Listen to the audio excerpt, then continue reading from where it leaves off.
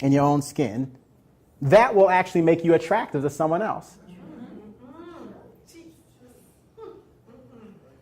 You're attractive when you have your own life instead of trying to find someone to give you life. Your attitude should be, my life's so interesting. You're lucky that I'm letting you be part of it. Not make me feel good, pick me up. Do I look good? Do you love me? Okay, I've gone to meddling. Point 2. You have to learn how to master relationships that disappoint you. You will be disappointed. Do you realize every day you have the chance to be one of God's few successes or one of his countless disappointments? God's disappointed. He's disappointed with the unsaved. He's disappointed with the wicked. He's disappointed with Chris when there's an area that he's working on and I make a mockery of his long suffering. Doesn't mean he doesn't love me. Doesn't mean he doesn't have a plan for me. Doesn't mean he doesn't want the best for me. But he's disappointed when I'm not sensitive or quick to the voice of the Spirit. Relationships with those who disappoint you. If you're going to fulfill your destiny, you better learn how to manage relationships that disappoint. Number 3, relationships at a distance. We talked about this. Don't let people be out of sight, out of mind. I try to challenge myself to send at least one person, if not several, a text or an email.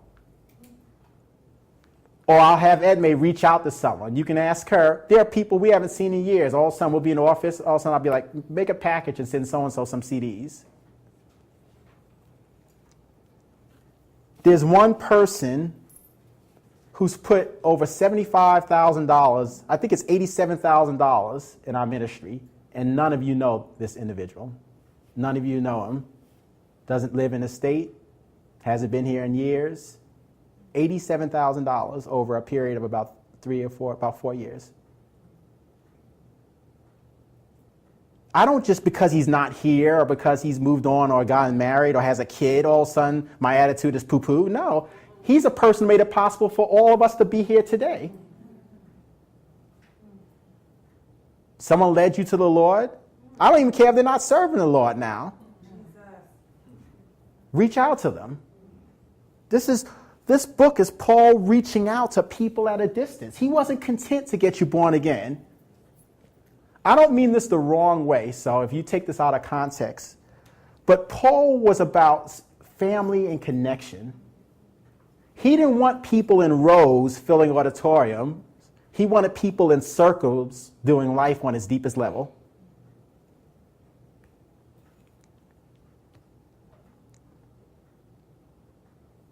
He had an amazing ability to stay connected with people.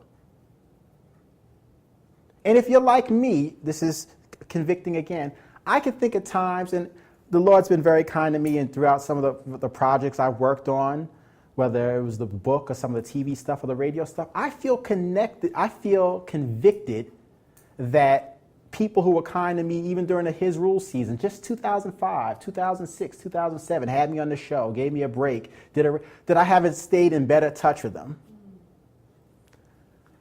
This is the God's honest truth.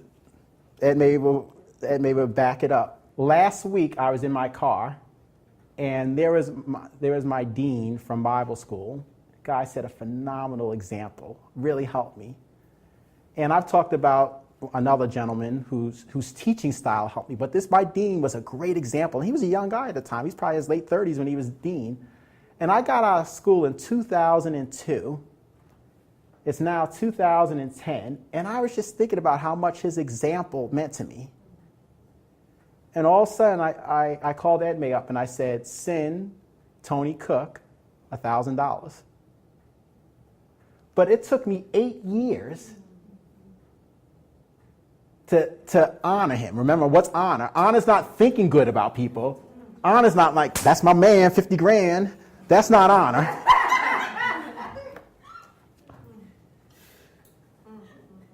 Honor is tangible respect.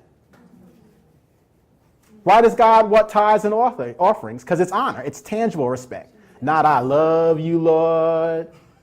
And I lift my voice to worship you, oh my soul, rejoice. Take joy, Mike. That's good. Give him some honor too.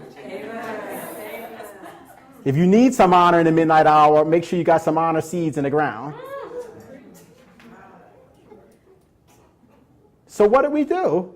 And I was thinking, and I don't even feel, I'm not proud of us. I tell you this, but I said, man, 8 years, that guy shaped my life. He was an example for me to watch for every day for 3 years. In 8 years, we're just investing in his ministry.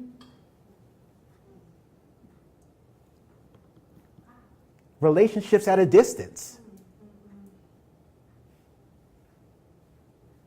He's got a great ministry. Many of his resources have helped us out in so many different times as a ministry. Time doesn't even allow, but to be able to go to his site and read articles, and he's connected us with professional services, and he's got a ministry to support ministers. 8 years. I'm not even telling you, it's not like, wow, we sent him $1,000 of your money from our general pool, but I was convicted. That's a relationship at a distance. I got kind of casual with that man. Helped me. I'm the person I am because of watching him. Don't be casual with your relationships at a distance. The next type of relationship is your relationships with the faithful. Loyalty is huge and it's rare. People are loyal out of convenience or mutual arrangement. But people who are loyal with a pure motive, don't be casual with those relationships.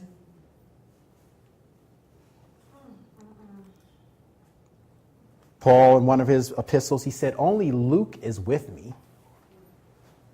I mean, this is not even a subject. This is not even my subject. But when you read Paul's epistle, for anyone who feels underappreciated, you read these epistles and listen to his comments on the people.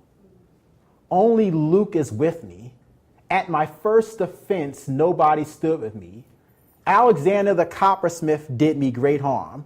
Demas has forsaken me, for he loves the things of this world more than the things of God. This was a man who knew what it was like to be underappreciated. Many families have a dynamic where one person's the caregiver, and usually that person gets wrung dry. Someone's been faithful to you? Don't be casual with it. Make it your goal. Make it your aim. None of this happens by accident. This all happens with intentionality. He said, only Luke is with me. He talks about Onesiphorus. He said, Onesiphorus often refresh me. Raise your hand if you would be thankful just to have one person who could refresh you when you're down. Right? He said, he used these words. He wasn't ashamed of my chains. What's chains symbolize? Bondage. In other words, he wasn't ashamed of the thing that had me locked down. He wasn't ashamed that I didn't have a job. He wasn't ashamed that when we went out to dinner, I often couldn't pay for my own meal. He wasn't ashamed that I had to have multiple roommates. He wasn't ashamed that I was out of work for 3 years. He wasn't ashamed that I didn't finish college. He wasn't ashamed that I had a strained relationship with my family. He says he wasn't ashamed of my chains. He said he often refreshed me. If you need an Onesiphorus, be an Onesiphorus.